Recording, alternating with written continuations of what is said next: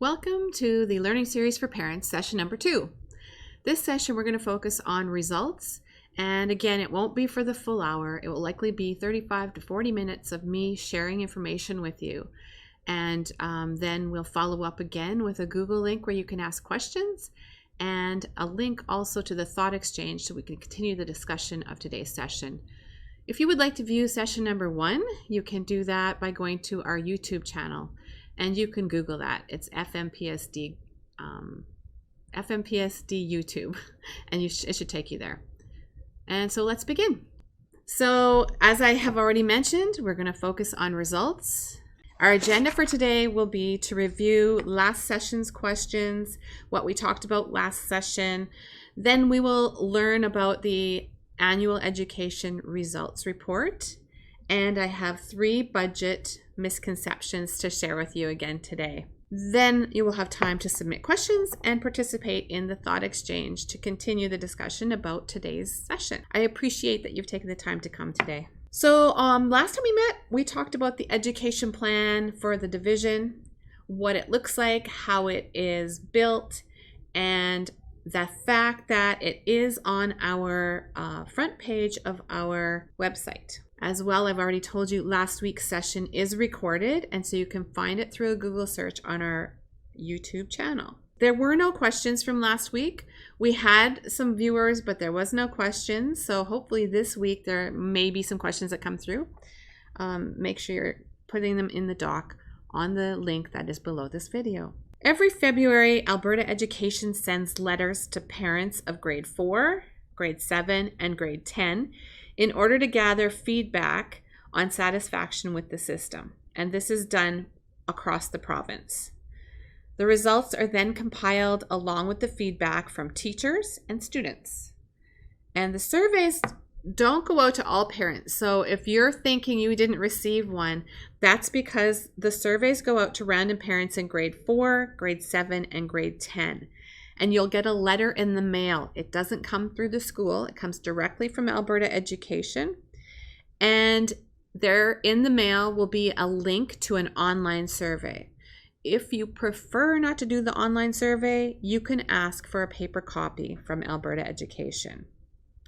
You might even recall your principal giving you the heads up that this survey was coming and providing some information focused on questions that might be asked in the survey, or clarifying what some of the questions might be asking of you. Please reach out to your schools if you need help with the survey when the time comes.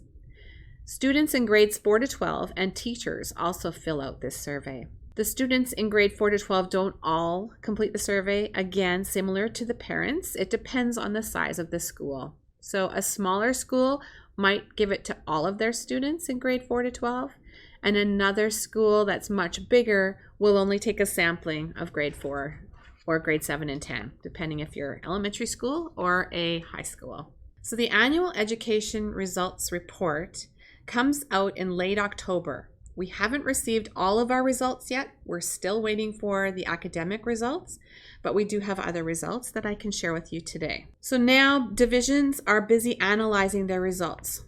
Previous to this, you will recall that the schools in the division had set out an education plan. And so these results will tell us how we're doing with that plan, how the plan is working, and what we need to adjust or refocus on. Sometimes this just means tweaking a few things of what we're already doing, and other times it means we have to narrow our focus in on some area that is showing up as a weakness. And so in front of you, you have that lovely diagram at the bottom of what looks like a flower, but it's actually demonstrating the continuous cycle of improvement. And so the arrow is pointed to where we are right now. We are reviewing and analyzing the results. Next, we'll tweak our plans, as I said, and then we'll implement our plans some more. And in January, February, March-ish, we start to develop a new plan and implement that for the remainder of the year and evaluate based on that.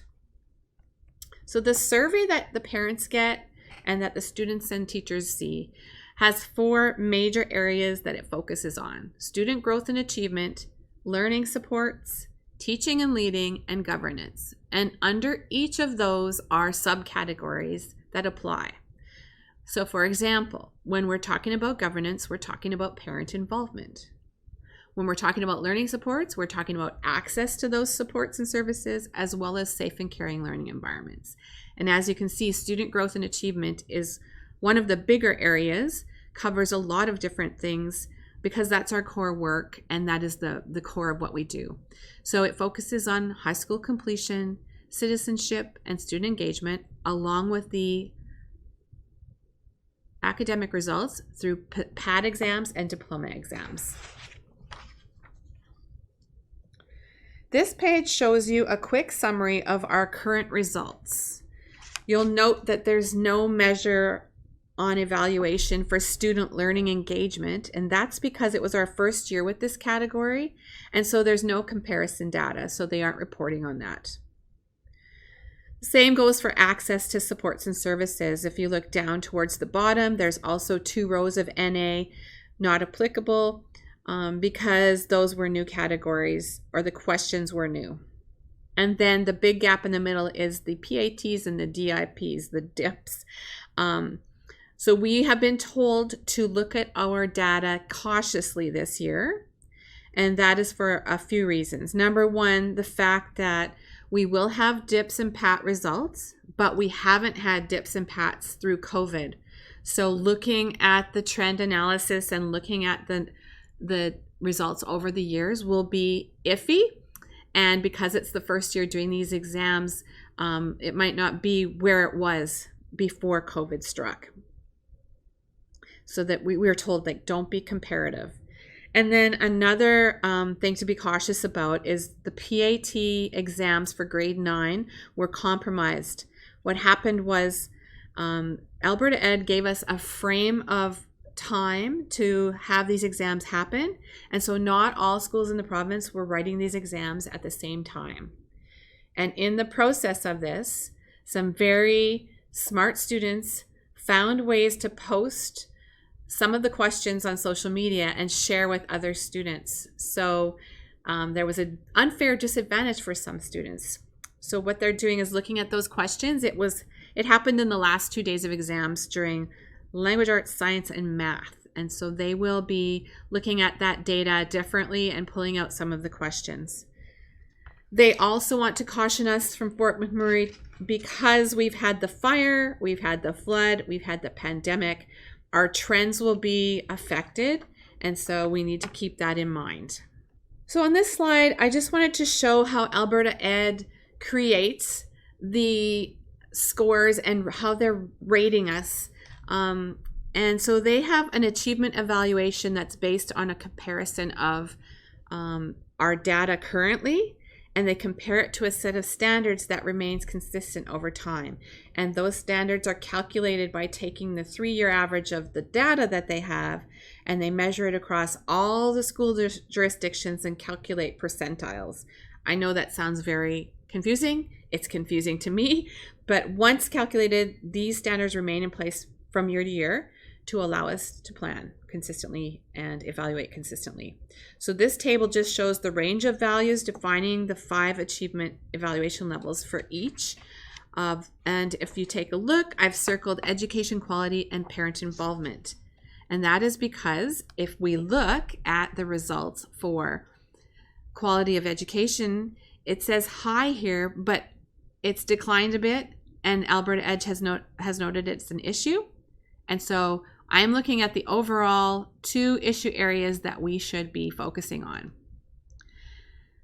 which fall in this orange category, which shows us that for education quality, between 80 and 84% of parents are satisfied, and for parent involvement, between 70 and 74% of parents are satisfied. So we know by looking at that those are areas that need some work. Digging deeper, I can tell you when you look at the numbers for education quality, we moved from last year, we were at 91% satisfaction, and now we're at 88% satisfaction. That is where there is a concern. It has dropped in percentage, although it may not seem like much, it's enough for it to be a concern to Alberta education. and we're slightly below the province. So currently the province average is 89. So we're just barely below them. If we look at parent involvement, we went down from 82.7 down to 80. But the 3-year average is 87. So actually, when you look at that and compare it to what we did last year, it's down quite a bit. And so what we will do is we will further analyze these two areas to find out why is there like that chunk of people who are dissatisfied. What could the dissatisfaction be in? And we've got the data to look at it, so we will do that. So I dug a little bit deeper and I went into the just the category of education quality. And you can see at the top it says the percentage of teachers, parents, and students satisfied with the overall quality of basic education. If we look at just the achievement column, we can see that our achievement is high, even though this is intermediate, and it averages out to high overall, which is great. But they're saying it's declined significantly. Let's look at that. We are currently reporting 88.6% of parents are satisfied. Teachers, parents, and students are satisfied. The year before it was 91%. The year before it was 92%. So that was COVID, 90% in 2019. So even without COVID, it has declined. And that is an issue, an overall issue for Alberta Ed. So we can look deeper yet to see what the issue is. And we can look at what stakeholders were saying. And we can say, and it doesn't give names, so no need to panic.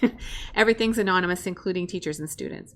We can look, though, at the data that they've given us, and we can look at the questions and find out where they're dissatisfied.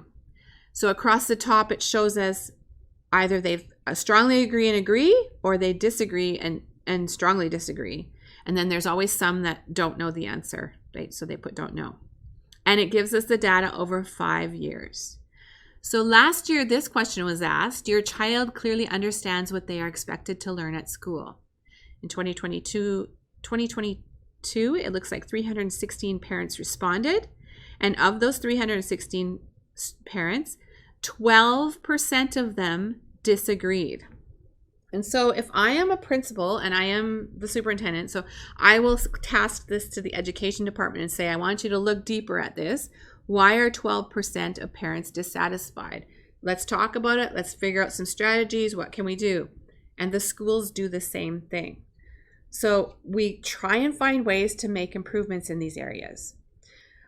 When it comes to a question like this, we might be thinking about educating parents on what their children are learning and the ways that we do this to meet the outcomes. Maybe that's the problem. There's a lack of education or a lack of communication to parents, so they don't know if their students, if their children understand what they're expected to learn at school. I think of myself as a parent and I think, oh yeah, well, my child used to come home from school and I would say, what did you do today? What did you learn about? And they'd say, I don't know. So they weren't communicating with me, and the parent didn't have a newsletter or didn't have any form of telling me what they were working on, or hadn't communicated what the program of studies was about and what they were learning about. So that is a lack of communication. So then as a principal, I might discuss with my staff and say, hey, maybe we need to communicate better. Here's what are some ways we can do that, and the staff would come up with those strategies. We're looking at finding ways to improve on the negative, find the holes, and figure out how we can make them better. So, and I want to go back to one more question. Your child finds schoolwork challenging. We had 24% of parents state that, no, I disagree. My child is not finding the work challenging. As a principal, I might say, okay, guys, there are some students who must be finishing their work, finding it too easy. You need to be checking in with them and asking and finding out why. If there are people that are whizzing through it when you're doing your assessments, are you noticing they're finishing quickly?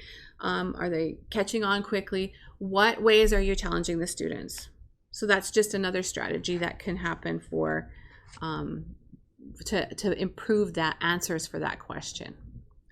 We can also look at teacher responses and student responses, just like we can look at parents. So this one shows you the grade 4 teacher response for Students at your school are learning what they need to know.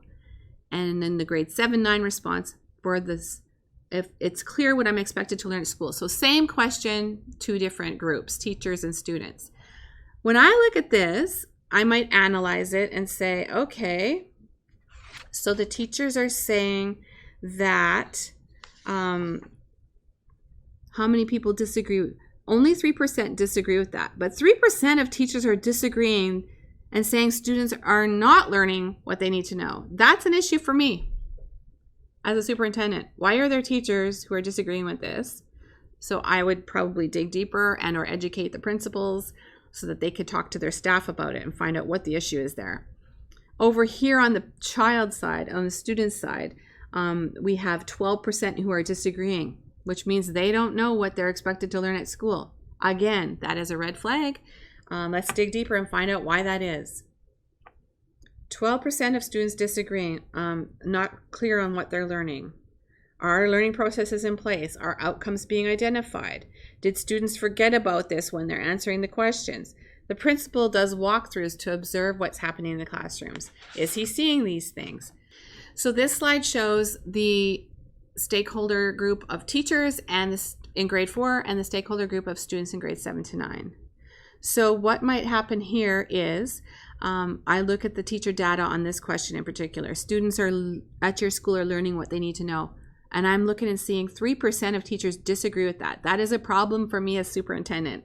So I would take it to the principals and say, please analyze your data. And if there is disagreement at your school, you need to find out through conversations with staff, through group work, what is the issue and how are you going to address it? The same with the grade 7-9 students. I can see 12% disagree with this, which means they don't know what they're expected to learn. So what are the learning processes in place at the school? Are outcomes being identified for students? Did students forget about this when they're answering questions? Did they not understand the question? Are principals doing walkthroughs and observing the teachers sharing their learning outcomes with the students? These are all questions that we would ask because of the data that we've gotten to help make some improvements. So this category is parent involvement. And if you look across the top, it talks about the percentage of teachers and parents that are satisfied with parental involvement in decisions about their child's education. When we look at the achievement column for 2022, they're saying the achievement is high overall, very high by the parents, intermediate by the teachers. We are at 80.4%, which is slightly down from last year, 82.7%. So parents are feeling are in less agreement than last year, just slightly, but that is a decline. So in the improvement column, it says declined and significantly has to do with the evaluation page that I showed you earlier. So overall, because of that slight decline, it will report as an issue to Alberta Education. So again, we need to use caution when we're reviewing this data in particular, because if you recall, COVID was still here until March when restrictions were lifted. We still are going to dig deeper though. We're not going to ignore this just because of COVID. Maybe we educate on ways parents can be involved, because maybe a lot of the parents that answered this feel that they didn't have the opportunity to volunteer and so they weren't involved. But there are other ways that parents can be involved, and I think that maybe that could be a strategy. We just educate them on what involvement means. On another side note, in all of the survey questions, the more people that answer the survey, the less the impact of a negative answer. So having less people respond to the question, just one person answering negatively could pull a larger percentage out of that positive result.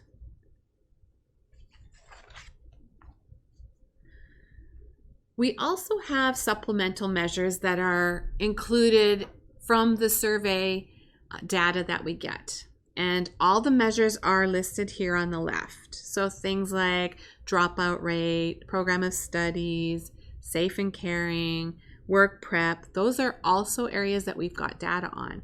And if you look at the achievement column, we're doing very good in all areas.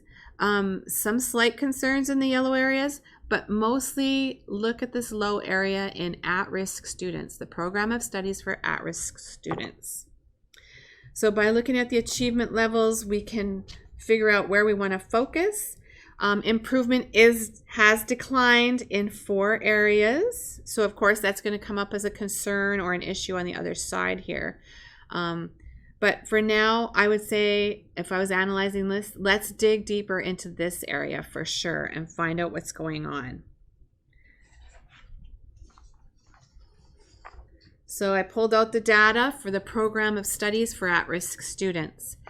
And the percentage of teacher, parent, and student agreement that programs for children at risk are easy to access and timely doesn't look that great. The achievement is low overall. It dropped from 86 down to 83. It actually used to be 89 3 years ago. So it's dropped significantly, as they say, and it is a concern. We would then analyze the results further. We might say, wow, why are the teachers reporting so low? That seems odd to me. Why would they be looking so lowly at this data? So we could dig deeper. All teachers answered, here's a sample question from that category, answered this question. Students can easily access programs and services at your school to get help with schoolwork. All right. So some teachers, it's your perspective on how you're answering this. 19% of teachers last year disagreed. So they're saying there is no way to get help with schoolwork for their students. I would maybe dig deeper and find out which schools is this at? What grade level is it talking about? Did they understand what this meant, that it's not just like a tutor? We could dig deeper if we look at the grade 4 teachers for the whole division. 33% of those teachers disagreed. So that's a pretty big chunk to be disagreeing with this statement. So then I would dig in deeper at the school level and see, is it a specific school? Is there a misunderstanding on what this question means? So we would have to look deeper into this and see, okay, talk to them, and then let's figure out some strategies. Let's talk together and figure out how are we going to get some strategies in place to help with to help with supporting the students outside of school to get help with their schoolwork. When we do this, we think of 3 levels of support. Number 1 being the classroom instruction, yes, or we call it the universal support, where it's available to anyone who needs it and it's provided for everybody.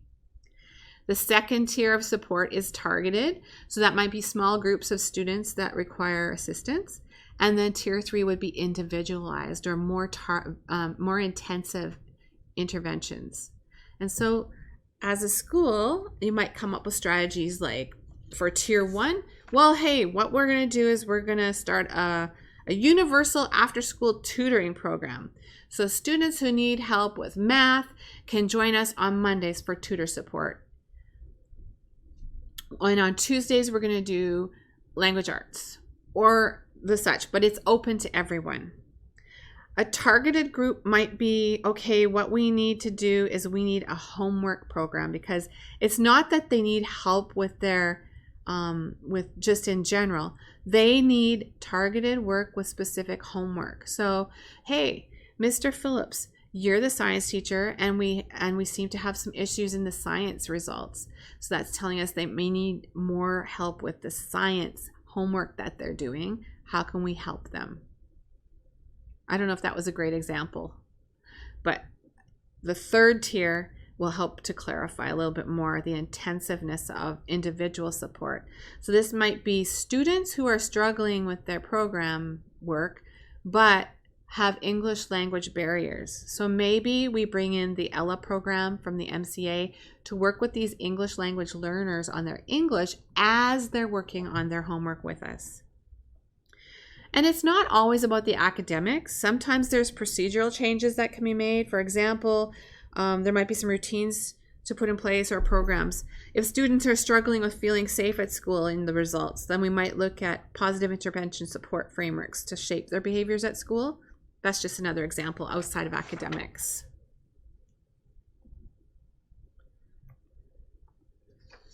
So this continues for all of the data that we have. This is our continuous improvement cycle. We analyze the data and we continuously do this, thinking, meeting, brainstorming, collaborating on strategies, ways to measure those strategies to see if they're effective, and then measuring those goals again. And it's ongoing. That is all the provincial data. We also have multiple types of local data at our schools. And on the screen are just examples of some things that we do that are local data that we would be able to work with and do the same exact analysis on. These are just, like I said, just a few examples. Each school has different goals, so they will have different sets of data that they're drawing from to make their analysis complete and to check that and evaluate that what they're doing is working. Anytime we assess a student, we follow up with an analysis and supports to assist them to improve. Every school has collaborative team meetings where they talk about those interventions and those assessments, and those often happen during PLF time. So during PLF time, I might have all of my grade 4 to 6 teachers sitting together with the administration, and they're going through all of the students, looking to see where the needs are for each student and how they're going to be supported. It is a very intense process, but it helps make sure that there's no one falling through the cracks, and that what's needed for one student is not the same as another student, and so they're finding different ways to support and help them be successful. In addition, what comes out is, well, I'm a teacher, I'm new, and I don't know how to do that. So during PLF time, they're able to provide the skill level development for that teacher, build their capacity so they're able to support their students. And then overall, this all combined is going to have impact on student achievement and student success. We're always striving to help students improve the whole child. You have a parent voice and the ability to talk about the results, which are presented at school council meetings every year. I don't know if you knew that or not, but get a hold of your principal if you want to know when is the next school council meeting and when are you going to be talking about the school results, because I want to learn more about my school's results and what they're doing to help students at my child's school. That is, anybody can attend a school council meeting. You don't have to be on the executive. You just have to have a child in the school and you can attend those meetings. So please seek out your principal, find out who your school council chair is, and find out when they're going to be talking about the results. So that concludes the section on the annual results report. I hope that that provided you with some examples of how we look at the data and some examples of our data. Once we get results on the diploma and the PAT achievement exam marks and results, I would love to share that with you as well. Before I go though, I always like to throw in something about myths and misconceptions about budget. So I have 3 points to make today. The first one says the school is funded when my child is a special needs student, and so they should have a one-on-one educational assistant. This is not always true. The school division is not provided enough funding to cover the cost of a one-on-one EA for a child every time they're coded as a special needs student. The funding is actually provided based on Alberta Ed's total assessment of the needs of the division, and then the department funds and assigns on the basis that students will be congregated for support. Fort McMurray Public School Division does a needs analysis themselves. Our inclusive ed learning department analyzes the needs of all of the special needs students, and then they determine what supports they're going to need, and then they assign the educational assistants accordingly. And we recently revised our needs assessment criteria. So if you have questions about that, you can ask your learning assistance teacher at the school and your principal for more information. But here's an example I can give to you. We have 173 PUF students in Fort McMurray Public School Division. PUF students are students with high needs in ECDP and kindergarten. PUF stands for Program Unit Funding. And basically, it just lets us know that they have some special need in speech, physio, cognitive, multiple areas. And it may be one of those areas or it may be all. And so imagine just in kindergarten and ECDP alone, we have 173 of these students. Some are not as extreme as others, and so that's where those needs assessments fall into place, and we determine who gets assigned an EA, who is sharing an EA. And something about the budget that you need to know is what we get from Alberta Education for an educational assistant is only covering about it covers less than 40% of the cost of an EA. So yeah, it doesn't add up, and that is how things run when it comes to assigning one-on-one educational assistants. Mostly those are for the severe codes. Misconception number 2, when there are too many students in a class, the principal can request another classroom be set up and a new teacher is hired. This is a school-based decision, so it's up to the principal. He has to think of a number of things. Does the current teacher have the skill to continue with a large class? Number 2, are the needs of the class being met as is? And then he figures out if he has the money in his budget to add another classroom, and or even does he have the space in the school to add another class? So multiple variables, but the planning always happens in the spring, starts in the spring, knowing that there will be some enrollment growth come September. Sometimes the principal chooses to reallocate resources or reconfigure classes to adjust the numbers. And this is not an easy decision to make, but he needs to consider the needs and the skills of staff and move forward from there.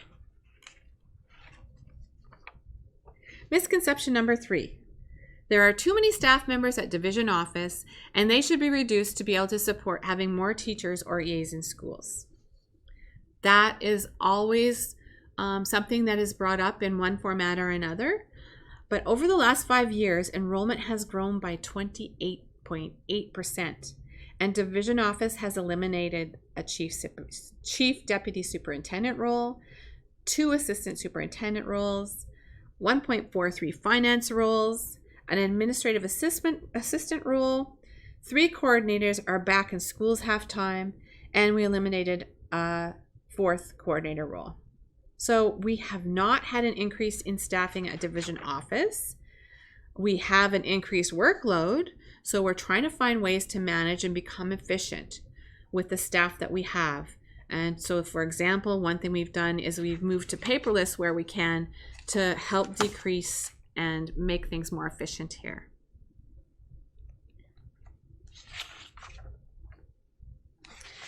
So I want to thank you once again for coming to this session. Please check out the thought exchange. Make sure you continue the discussion there, and know that another session 3 will be happening in November, and you will get information about that in the near future. Thank you. Thank you very much for joining us. Just a reminder once again that the link for questions is below this video, or you can email me if you'd rather do that. And the thought exchange link also below this video. Please take a few minutes to continue the discussion about the results. Thanks.